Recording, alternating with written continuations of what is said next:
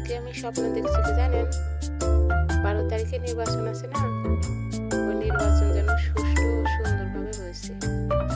তো আমি তো অনেক খুশি। সবাই দোয়া করবেন আমার মনের আশা যেন পূরণ হয়। অবশ্যই সবাই যেন সুন্দরভাবে ভোট দিতে পারে। আসসালামু আলাইকুম রহমতুল্লাহ। যারা আমার ভিডিও দেখেন এবং সেলাই কাজ শিখতে আগ্রহী, অবশ্যই আমার ভিডিওটি দেখবেন ইনশাআল্লাহ। আশা করি আমার ভিডিওটি দেখে আপনারা ভালো লাগবে। লাইক কমেন্ট শেয়ার করবেন। আপনারা ভিডিও দেখেন, আমার অনেক ভালো লাগে, ভিডিও করতে ইচ্ছা করে।